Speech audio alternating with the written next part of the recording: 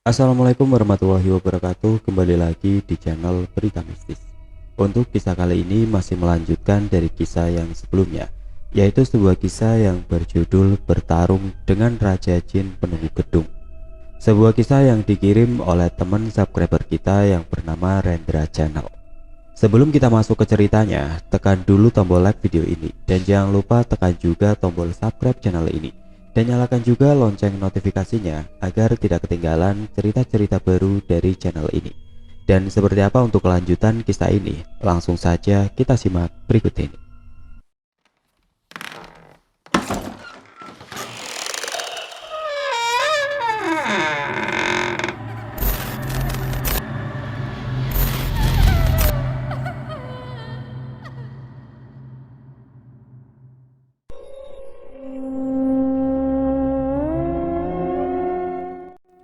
Singkat cerita, dan kami semua pun pulang ke rumah masing-masing, dan aku pun duduk di depan rumah membayangkan perkataan Pak Yanto akan terjadi sesuatu di malam bulan purnama. Tiba-tiba ada yang menepuk pundakku. Pak! Aku pejamkan mataku dan baca basmalah. Ternyata kakek menepak pundakku. Jangan banyak melamun, daripada melamun lebih baik zikir, ucap kakek. Iya kek, masih penasaran dengan ucapan Pak Yanto. Apa yang akan terjadi? Kakek membalas perkataanku. Kita lihat saja nanti dari kedua calon itu. Iya kek, jawabku. Ya sudah, kakek pergi dulu, ada urusan. Pergi kemana kek? Ucapku. Ke Gunung Salak. Apa kamu mau ikut? Enggak kek, badan rasanya pegel semua, mau istirahat saja. Ya sudah, sana istirahat. Kakek pergi dulu. Assalamualaikum. Dan aku pun menjawab ucapan salam dan membuka mataku yang aku pejamkan saat berkomunikasi dengan kakek. Angin menerobos pohon mangga depan rumahku menuju ke barat. Itu lompatan kakek yang sangat cepat hingga menimbulkan angin karena kecepatannya. Perlahan aku mulai mengasah batinku atas bimbingan guruku Pak Yanto. Cerita tentang Pak Yanto muda yang berkelana mengelilingi Indonesia dengan berjalan kaki. Kedua orang tua Pak Yanto adalah asli orang Cirebon, dan kakeknya Pak Yanto masih hidup dan berdiam di Gunung Dieng. Umurnya sudah 130 tahun. Kakek Pak Yanto mengasingkan diri dari kilaunya dunia yang penuh dengan tipu daya dan lebih mendekatkan diri kepada sang pemilik alam semesta. Pesan dari kakek Pak Yanto kepada Pak Yanto muda, Pak Yanto harus mengelilingi Indonesia dengan berjalan kaki, tanpa sendal, dan terus berzikir dalam perjalanannya tanpa putus, dan berhenti ketika akan melaksanakan sholat. Aku sangat kagum dengan lelaku menjadi musafir. Banyak kisah yang Pak Yanto ceritakan ketika menjadi musafir. Kembali ke cerita pemilihan kepala desa. Di 3 hari menjelang pemilihan kepala desa, diadakan acara visi dan misi calon kepala desa, tepatnya di lapangan depan kantor balai desa, dengan panggung dan disaksikan oleh para warga desa yang sangat ramai berteriak ke calonnya masing-masing. Pak Asep, calon kepala desa dengan nomor urut pertama yang akan mengungkapkan visi dan misi kalau jadi kepala desa untuk menyampaikan janjinya bila jadi kepala desa. Akan memakmurkan desa ini dan membuatnya sejahtera. Ya, janji. Aku hanya diam mendengarkan calon kepala desa itu mengumbar janji-janji manis kepada warga desa. Janji terus. Yang warga butuhkan bukan janji, tapi kepastian. Kalau nanti sudah jadi kepala desa, jangan menyusahkan rakyat kecil. Janji di awal, pahit setelah jadi, ucapku dalam hati. Dilanjut calon kedua Pak Samsul, pengusaha besar peternakan, naik panggung dan sama mengumbarkan janji bila jadi calon kepala desa, dan dilanjut calon ketiga dan keempat. Aku, Pak Ustadz dan Om Iwan duduk berdekatan. Tiba-tiba Pak Ustadz berbicara kepada saya. Jangan bilang begitu, Ndra. Siapa tahu dia menepati janji-janjinya. Kita harus berbaik sangka dulu, jangan suuzon. Aku melongo.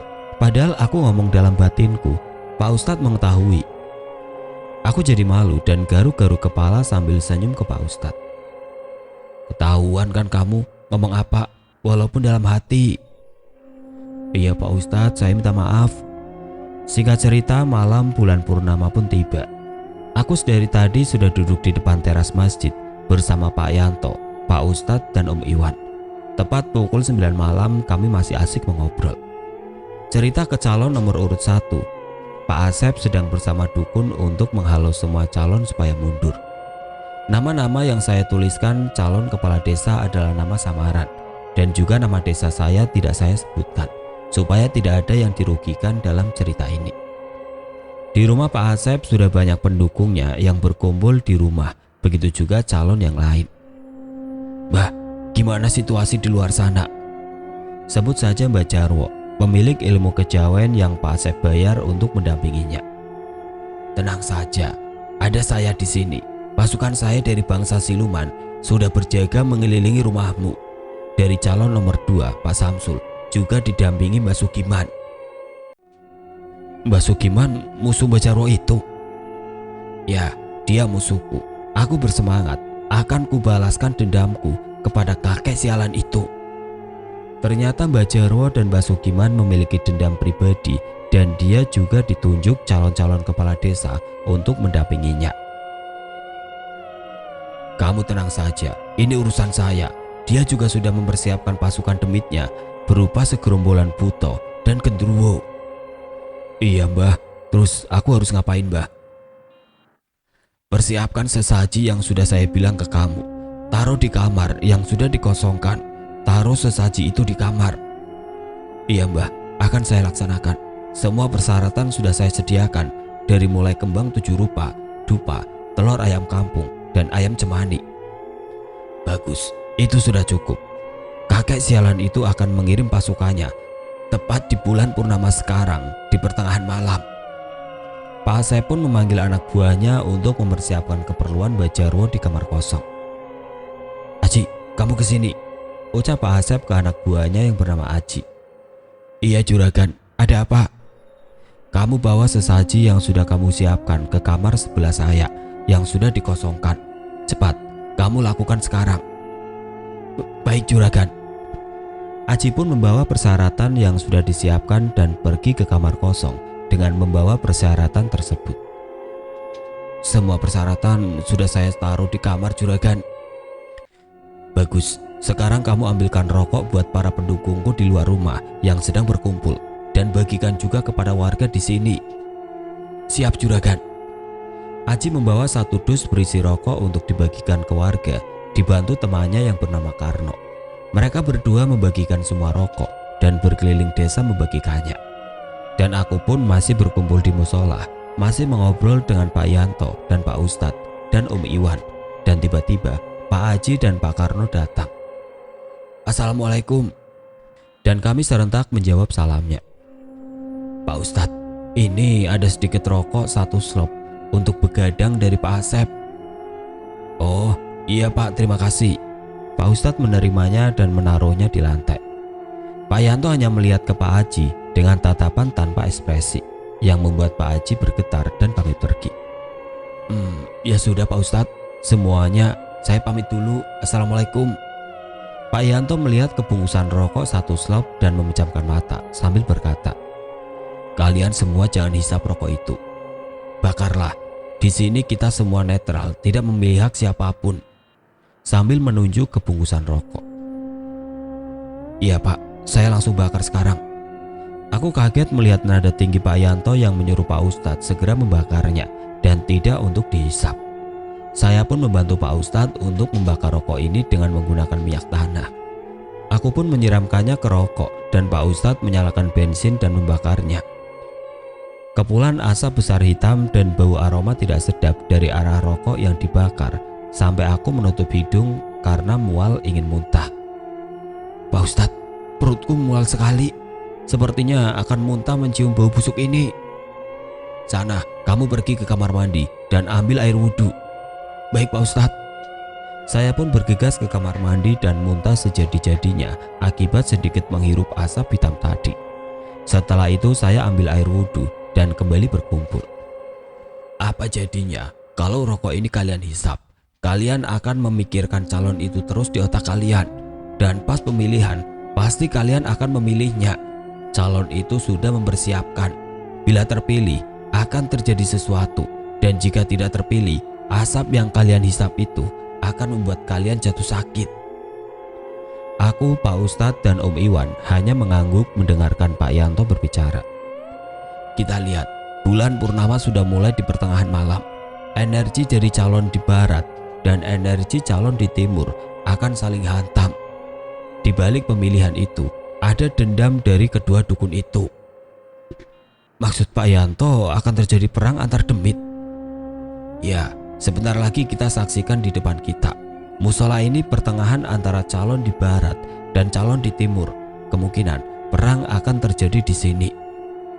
Dan Om Iwan pun mengeluarkan isi tasnya berupa satu plastik besar kacang goreng.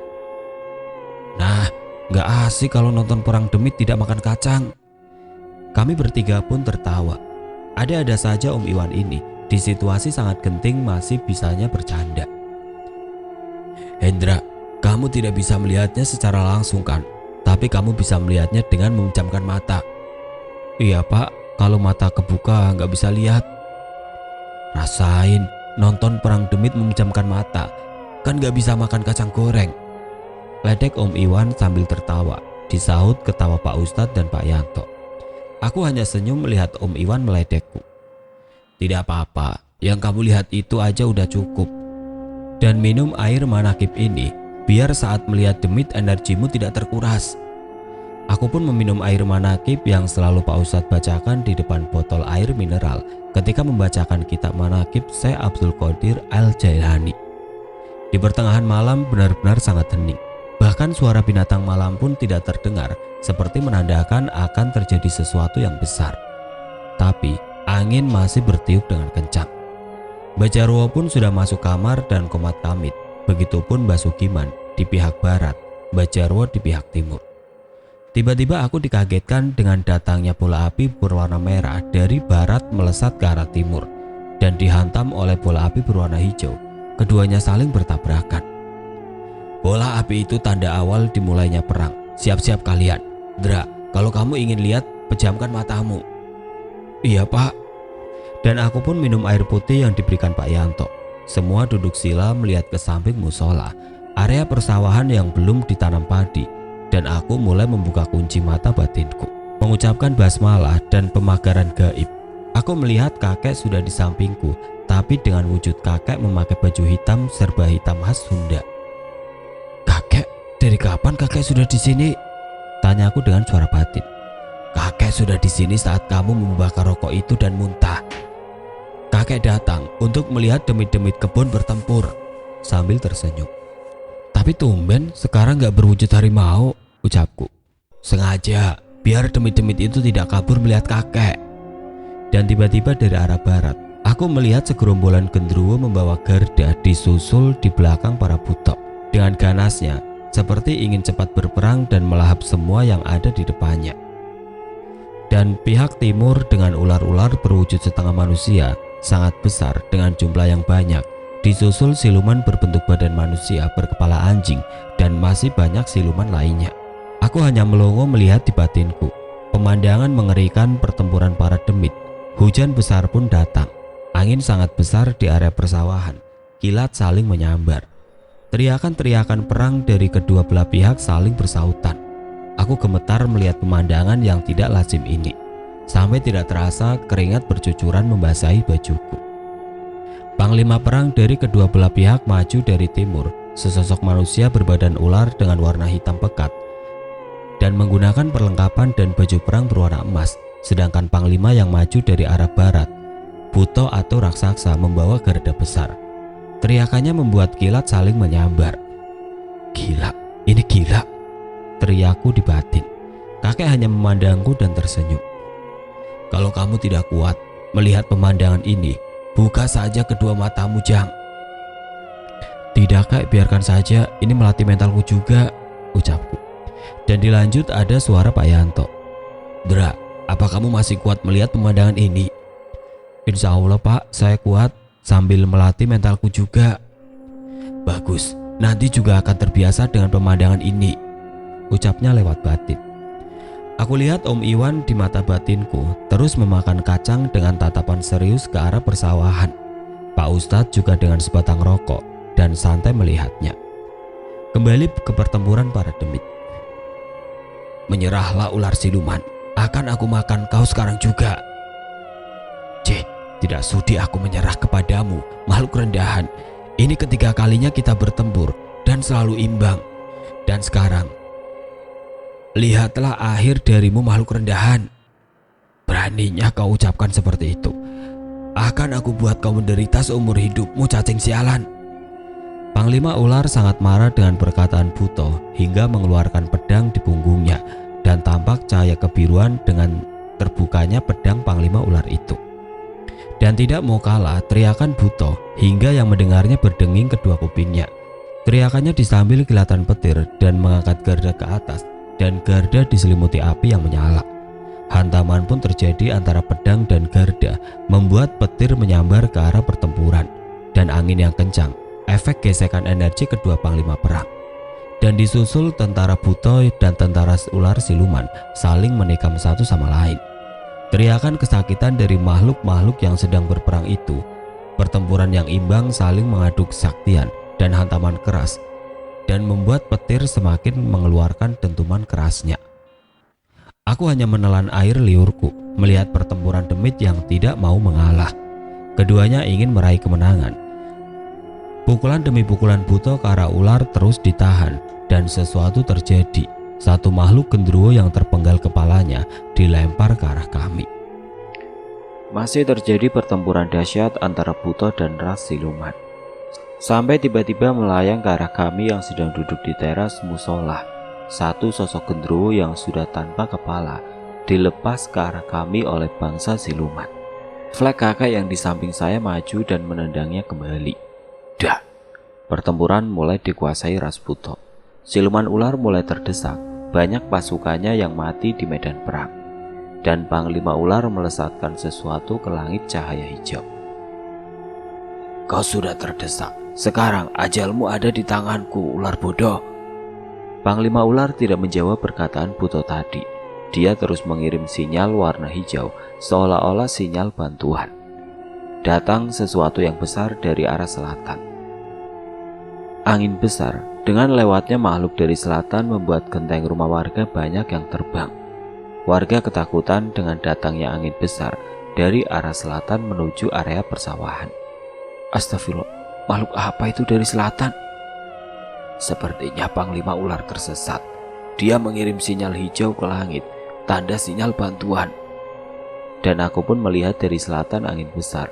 Keluar sesosok ular besar memakai mahkota di kepala. Dia meliuk di atas angin besar.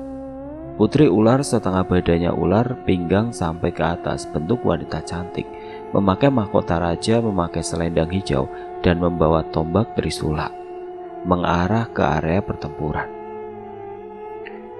Ular sialan, kau rupanya meminta bantuan ke rajamu, Panglima ular. Yang akan mati adalah kau, makhluk rendahan. Bersiaplah. Aku sampai melongo dibuatnya. Riuh warga, ada satu rumah yang ambruk akibat angin tersebut. Warga berhamburan keluar rumah untuk menyelamatkan diri dari angin besar itu. Dan seolah-olah aku terhipnotis melihat wajah putri ular itu yang memegang tombak trisula dengan selendang hijaunya dan melemparkan trisula ke arah Buto tersebut dan melesat dengan cepat. Wis, serp.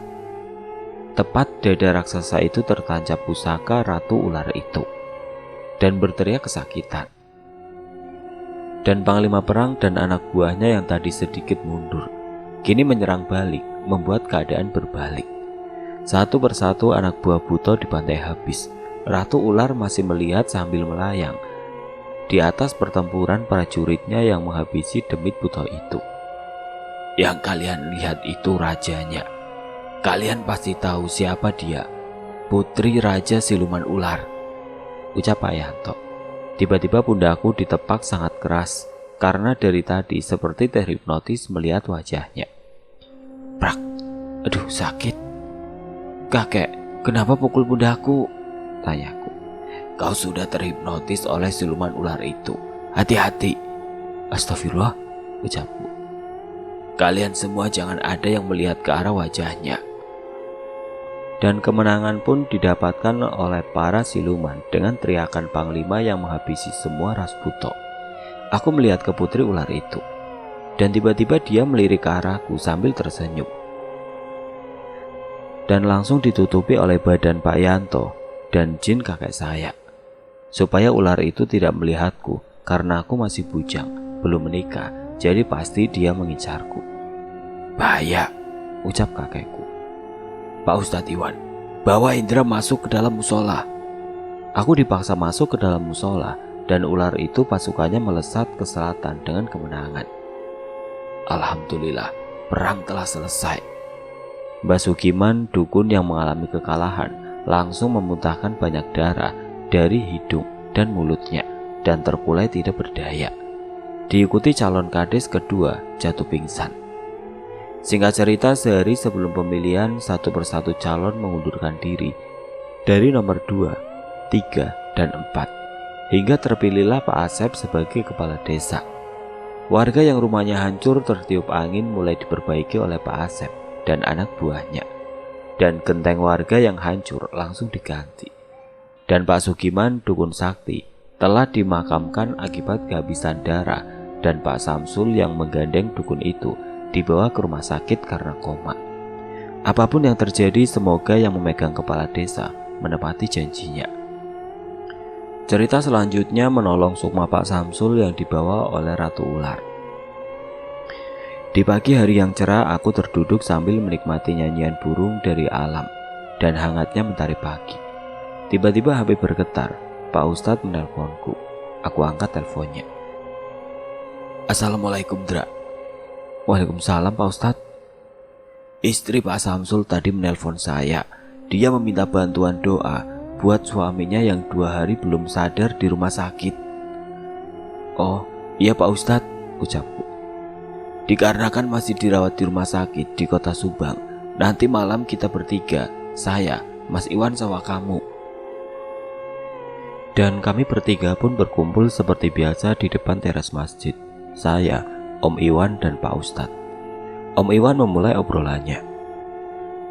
"Kita semua sudah tahu kejadiannya. Perang demit itu dimenangkan oleh siapa? Dan orang pintar Pak Sugiman meninggal. Disusul Pak Samsul jatuh pingsan. Sampai sekarang belum sadar." "Iya Mas, tadi pagi saya ditelepon istrinya Pak Samsul, meminta doa untuk suaminya.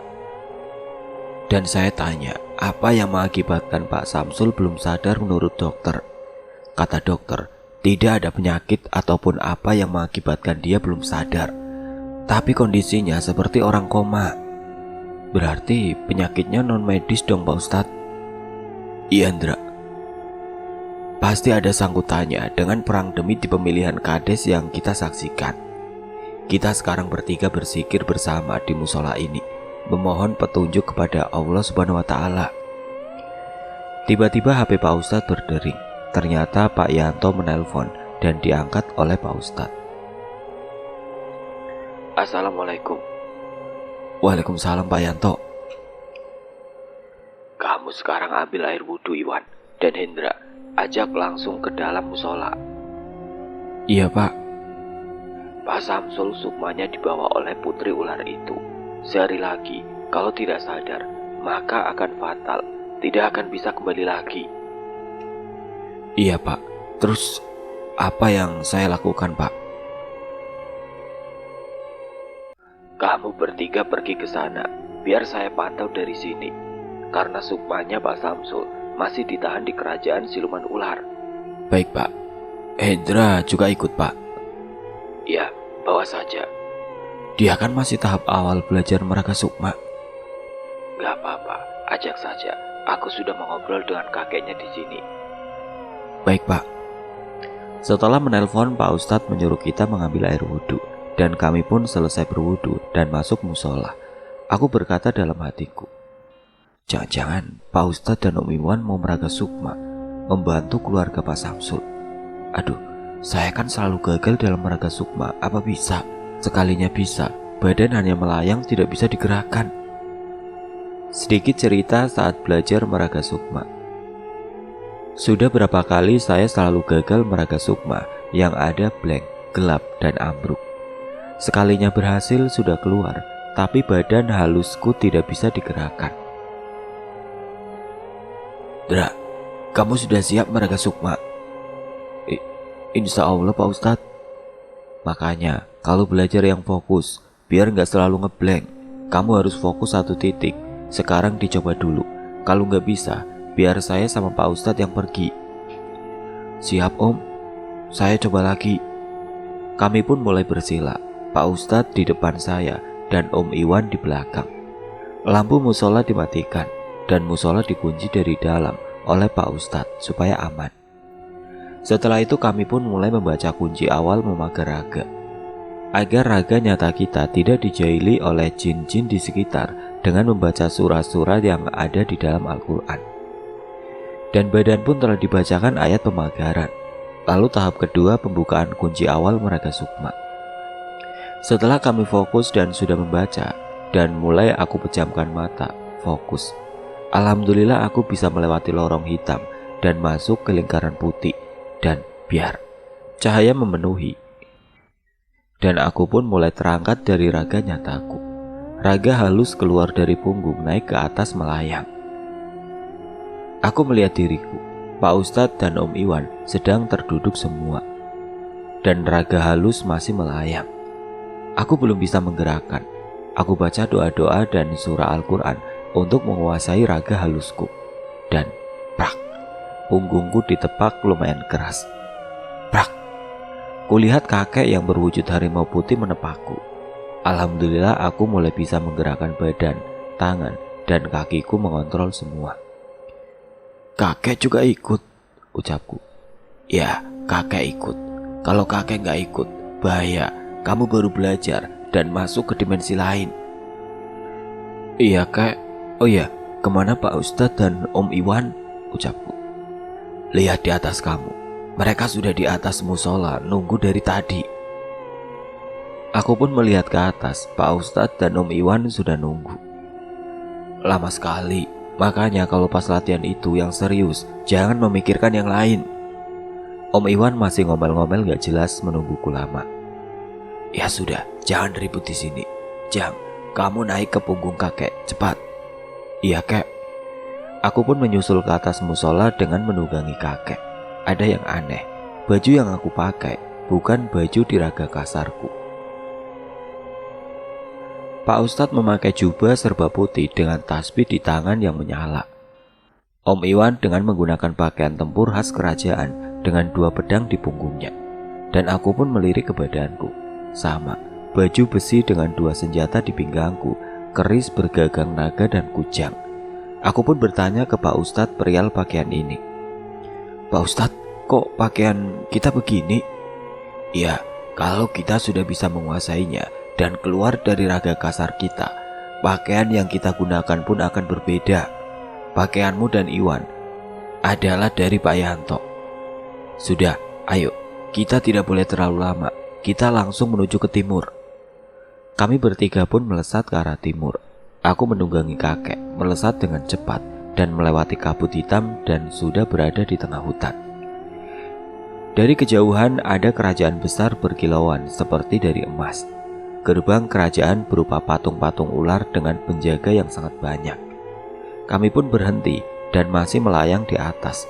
Tiba-tiba Pak Ustadz, berhenti dulu. Ada apa, Tat? Lihatlah kerajaan itu. Kita harus hati-hati. Pas mereka sudah tahu kita akan kesini, kita harus hati-hati dan waspada. Aku hanya mengangguk dan melongo melihat semua ini. Seakan ini hanyalah mimpi semata. Ya, semoga ini mimpi, ucap batinku. Terus kita harus ngapain, Pak Ustadz? Tunggu dulu. Aku lihat dulu posisinya Pak Samsul di mana. Kita beralih ke cerita Pak Samsul. Setelah dukun pendampingnya terkapar mengeluarkan darah, sesosok ular hitam besar datang melilit Pak Samsul dan membawanya. Siapa kau? Lepaskan aku. Ah! Pak Samsul meringis kesakitan karena lilitan ular hitam besar itu. Di saat itu pandanganku mulai gelap, dada terasa sesak, dan saya pun tidak ingat apa-apa.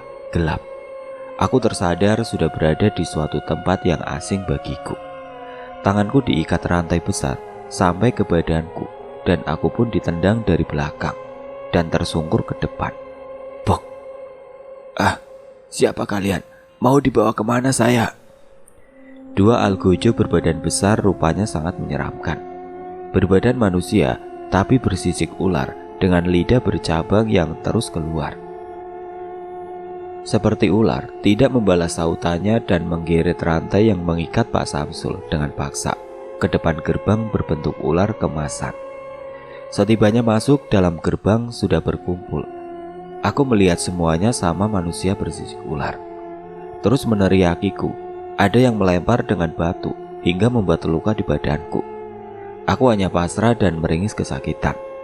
Mereka terus melempariku dengan batu hingga darah pun membanjiri tubuhku.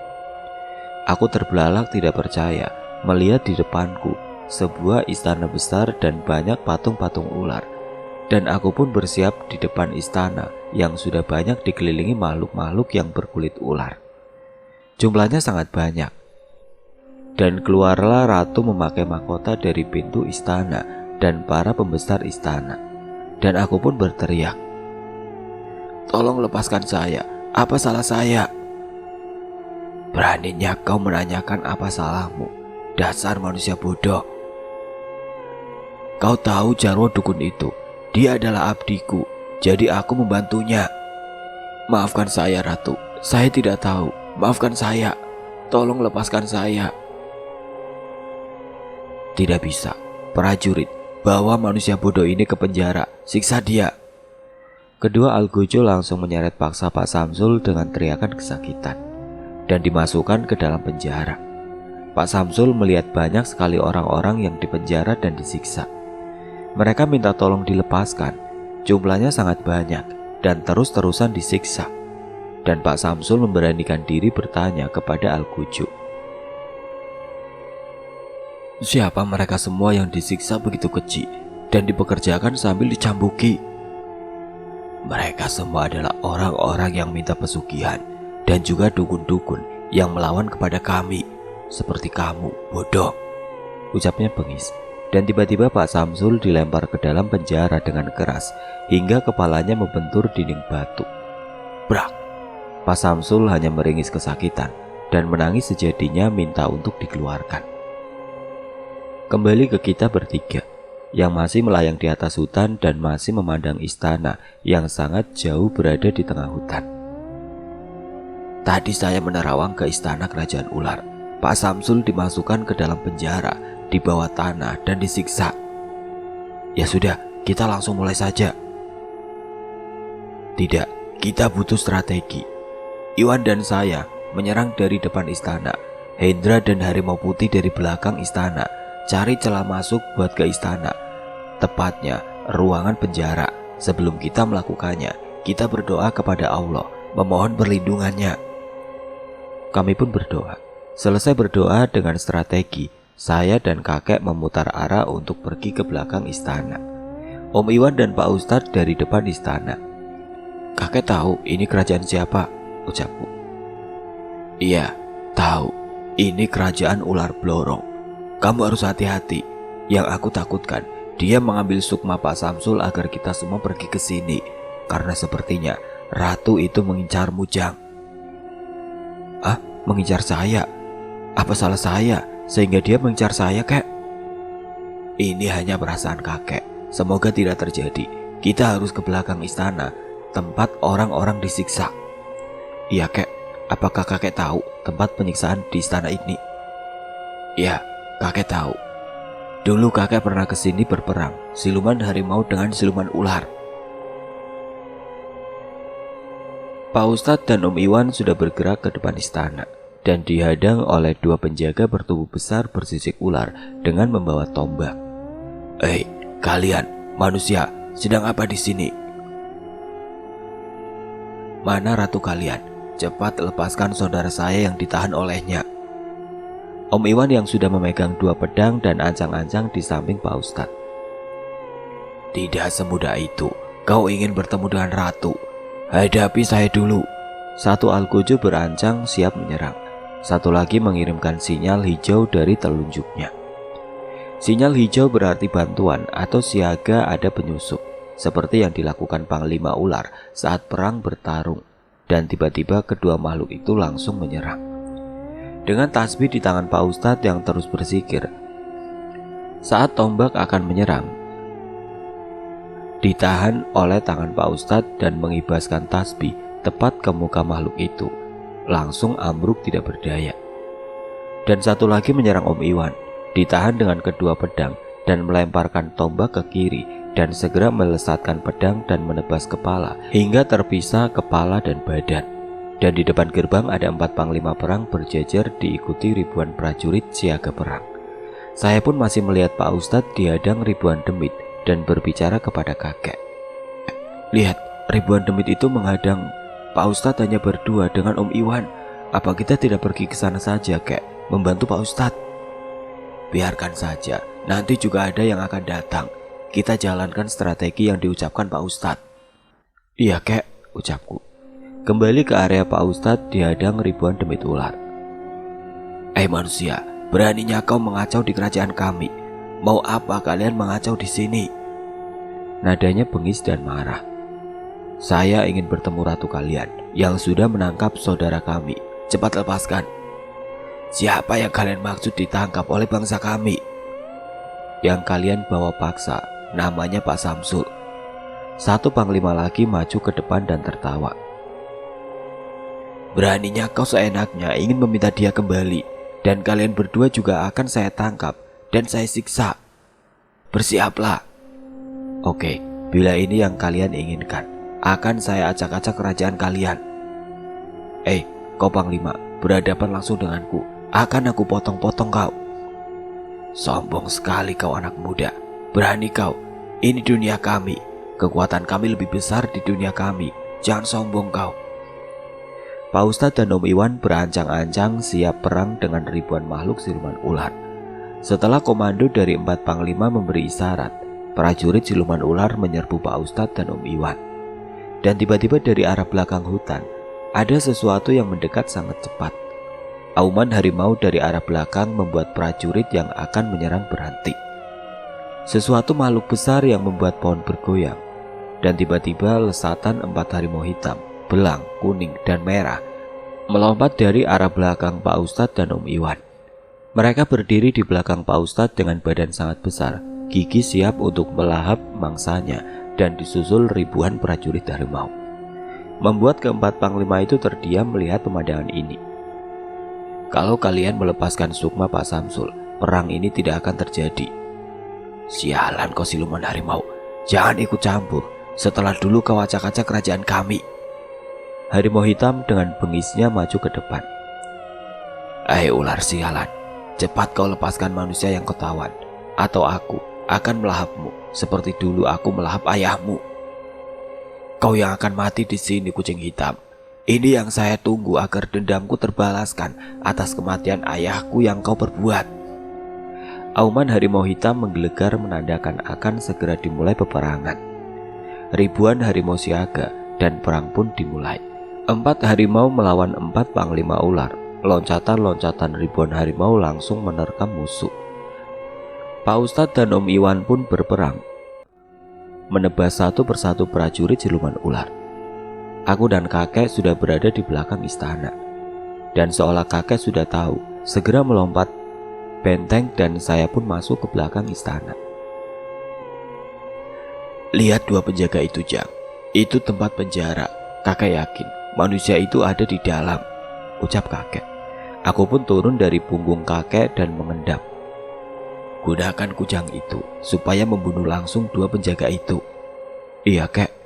Aku pun mengeluarkan dari pinggangku kujang emas dan tidak lupa mengucapkan basmalah dan melemparkan kujang ke arah penjaga itu. Lesatan kujang sangat cepat hingga tiba-tiba 2 penjaga itu ambruk ke tanah tidak bergerak. Ayo, kita langsung masuk ke penjara itu. Tendangan kakek membuat gerbang roboh dan hancur, dan kami langsung masuk ke dalam penjara di sana. Aku lihat di dalam penjara yang pengap, banyak ribuan manusia di penjara meminta tolong dilepaskan. Siapa mereka semua yang di penjara, kek? Mereka semua yang bersekutu dengan siluman ular ini, baik dari dukun dan manusia yang meminta pesugihan. Aku hanya terdiam melihat pemandangan yang mengerikan. Mereka meminta tolong dengan sangat riuh, memohon kepada kami. Kita fokuskan saja kepada manusia yang kita selamatkan, jangan hiraukan mereka. Kakek mencium manusia itu tepat di paling belakang. Iya kek. Setibanya kami di penjara paling belakang, gelap, pengap, dan bau busuk ada yang memanggil namaku. Hendra, saya di sini, tolong saya. Itu Pak Samsul yang melihat saya dan kakek berjalan ke arah penjara itu. Tolong keluarkan saya dari sini cepat, aku sudah tidak tahan lagi. Setelah mendekat ke penjara itu, saya melihat Pak Samsul dengan lumuran darah dan banyak bekas cambukan. Keadaannya sudah memprihatinkan. Iya Pak. Tunggu Jang, gunakan kujangmu untuk mematahkan gembok kunci besar itu. Aku pegang kujang dan melibaskan ke arah gembok berwarna emas itu hingga hancur. Dan kami pun membuka gerbang penjara dan langsung membawa Pak Samsul. Cepat, kita tidak punya banyak waktu. Jang, naikkan manusia itu ke punggung kakek dan juga kamu. Ayo cepat. Kita berdua pun naik ke punggung kakek dan di luar penjara kami sudah dihadang puluhan prajurit siap untuk menghadang kami. Beraninya kalian lepaskan tawanan kami. Cepat kembalikan atau kalian akan mati semua. Sontak puluhan prajurit menghadang kami. Dengan sigap tangan kakek dengan kuku yang sangat tajam melibas sekaligus prajurit itu hingga terpental dan robek terkapar. Dengan cepat kakek melompati benteng melewati benteng istana dan pergi melayang naik ke atas. Saya melihat ribuan harimau dan siluman ular bertarung. Pak Ustadz dan Om Iwan juga. Dan saya melihat Ratu sudah di depan istana dengan dijaga para prajuritnya melihat pertempuran itu. Dia melihat ke arahku yang sudah di belakang pertempuran. Sialan kau bocah ingusan, beraninya kau masuk dan membawa tawananku. Ratu tadi duduk dan berdiri, menggertak. Alhamdulillah, Pak Samsul sudah diselamatkan. Strategi kita berhasil. Bagus, berhasil. Ada bisikan entah dari mana yang hanya mendengar cuma saya. Yang ambil keris naga itu dan acungkan ke atas. Itu bukan suara kakek harimau, tapi suara lain yang hanya aku dengar. Dan aku pun turun dari punggung kakek dan maju ke depan. Aku ambil keris di pinggangku dan mengacungkan ke atas sambil berteriak. Sudahi peperangan ini, atau akan aku hancurkan kerajaan kalian, ucapku dengan nada menggelegar. Seketika itu keris yang aku acungkan mengeluarkan cahaya kebiruan yang membuat goncangan yang sangat hebat, hingga pertempuran berhenti akibat goncangan dahsyat. Seketika ratu itu pun seperti ketakutan. Keris naga runting, siapa bocah ingusan itu? Ratu pun mengisyaratkan kepada prajuritnya untuk mundur. Baik, masukkan kembali kerismu bocah. Jangan kau hancurkan istanaku. Silahkan kau bawa manusia bodoh itu. Seketika para siluman ular mundur dan ribuan harimau pun mundur tepat di belakang kakek. Om Iwan dan Pak Ustadz pun menghampiri. Kerja bagus. Mantap Dra. Om sudah sangat lelah melawan ribuan demit. Biarkan kami pergi atau kerajaanmu hancur lebur. Kerajaan masih bergoyang hebat dengan kilat kebiruan yang menyambar hebat. Baik, silakan kalian pergi. Tapi ingat, dendam itu suatu saat akan saya balaskan. Saya pun memasukkan keris ke pinggangku dan goncangan pun berhenti. Ayo semuanya, kita pergi dari sini. Iya Pak Ustadz. Kami pun melesat ke arah rimbunan hutan dan melayang pergi ke atas dengan sangat cepat. Pak Ustadz membaca sesuatu hingga membuat lingkaran asap putih di depan. Ayo cepat, semuanya masuk ke lingkaran itu. Kita tidak punya banyak waktu lagi. Kami pun melesat ke lingkaran asap putih dan kami pun sudah di alam manusia yang tadi hutan sudah berubah menjadi rumah-rumah warga yang menyala karena terlihat dari atas. Kalian cepat pergi ke raga kalian masing-masing. Biar manusia ini aku antarkan kepada raganya, karena kalian sudah terlalu lama berada di alam lain. Iya kek, terima kasih atas semuanya. Berterima kasihlah kepada Allah Subhanahu wa Ta'ala yang sudah menyelamatkan kita semua. Kakek pamit membawa sukma manusia ini ke raganya. Assalamualaikum. Sontak kami bertiga menjawab salamnya. Kakek pun melesat dengan cepat dan kami pun melesat menuju raga kami. Cahaya putih dari musola yang memancar ke atas membuat kami dengan cepat menuju cahaya itu, dan kami pun sampai dan masuk kembali ke raga kami. Wish. Aku membuka mata dengan kepala yang sangat pusing dan ambruk ke belakang dengan jantung yang berdetak kencang. Alhamdulillah kami pun sudah berada di dalam musola dengan keringat yang bercucuran membasahi baju kami. Pak Ustadz berdiri dan menyalakan lampu musola. Alhamdulillah kami bertiga pun selamat. Bunyi HP Pak Ustadz berdering dari istri Pak Samsul. Assalamualaikum Pak.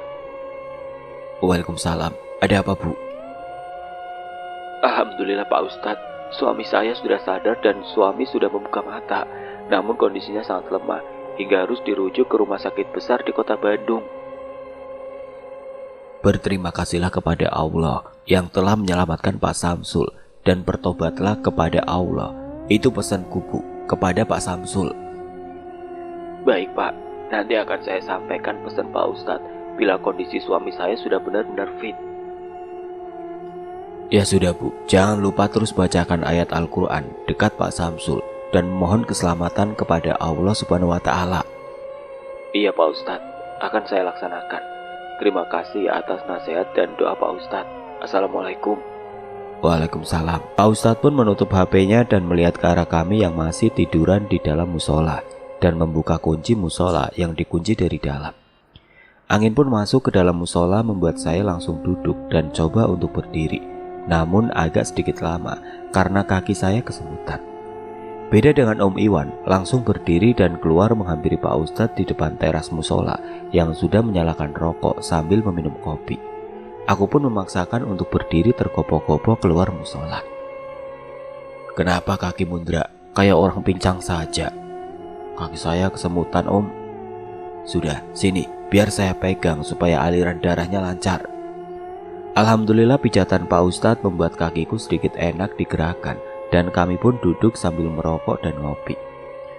Alhamdulillah semuanya berjalan dengan baik. Pak Samsul sudah sadar, tapi kondisinya memprihatinkan hingga harus kembali dirujuk ke rumah sakit besar di kota Bandung. Alhamdulillah Tat. Alhamdulillah Pak Ustadz. Sedang asiknya mengobrol, Om Iwan melihat jarak 30 meter ada yang mengintip di balik tembok rumah warga. Lihat, itu siapa anak kecil botak yang mengintip itu? Pak Ustadz dan kami pun melirik ke arah yang ditunjuk Om Iwan. Kepala botak, kuping panjang, bertubuh kecil, bertelanjang, hanya memakai kain putih sebagai celananya, dan lari sangat kencang ketika dia ketahuan oleh Om Iwan. Tuyul, semoga saja tidak ada yang kehilangan uang di malam ini. Awas saja sampai ada warga yang kehilangan uang di malam ini, aku jitak kepalanya. Gemes, dilanjut sambil tertawa ngakak Om Iwan. Alhamdulillah semua perlindungan hanya bergantung kepada Allah Subhanahu wa Ta'ala.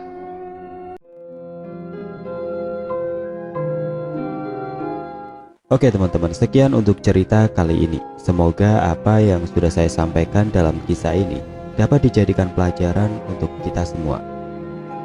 Dan buat teman subscriber kita yang bernama Rendra Channel, terima kasih banyak sudah mengirimkan kisahnya ke kami. Dan buat teman-teman yang punya pengalaman horor dan pengen dibawakan di sini, nanti hubungi saja kontak admin yang sudah saya sertakan di kolom deskripsi. Dan buat teman-teman yang baru bergabung, jangan lupa untuk like, komen, share, serta subscribe channel ini.